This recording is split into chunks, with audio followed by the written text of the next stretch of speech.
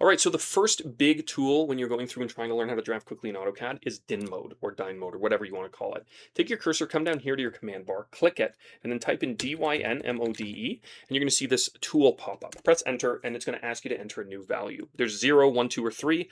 Have it set to 3 and press enter, because what this is going to allow you to do is it's going to allow you to just type in your commands without having to manually go up and select all of your tools individually.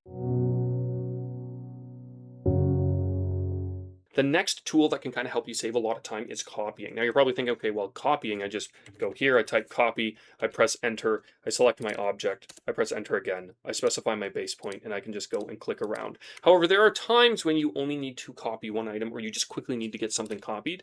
What you can do is you can actually go to your item, you select it, you hold control, press C like you would any text document, and then press V, and it's going to automatically allow you to place it. Now all you do is just go around and you just click it with control V, and you could just click as much as you need. Now, this isn't as intuitive as the other copy command because you can just click around from a base point, but you can see here it goes from the bottom corner of your object here, and you can always manually move them, and this is useful in certain circumstances, and I use it all the time. All right, the next command is the clean screen command. Hold control, press 0 on your keyboard as you're holding control, and it's going to switch your screen to this.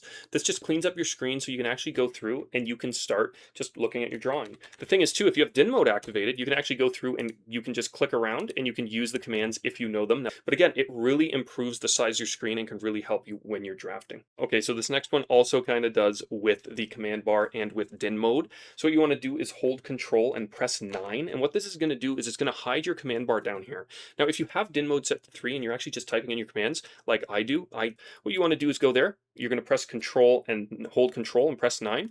Click yes, and it's going to close it. You can always bring it back by holding control and pressing 9 again, but it's really useful for when you're actually going through and actually trying to draw things. All right, so the next few are really useful for when you're saving and opening drawings. So what you can do is hold control and press O, and you can go through and you can actually open your drawings wherever they are, and it's going to allow you to just open them. So all you do again is press control O, scroll down to where your drawings are, select what you want, and then click open, and it will open the drawing. And then control S as well lets you just go and save your drawing as well. And then you can go through, press save, and it will save your drawing. So guys, that is it for this video. Just a quick video to get you through the week. Hopefully this was helpful. Take care, and we will see you in the next one.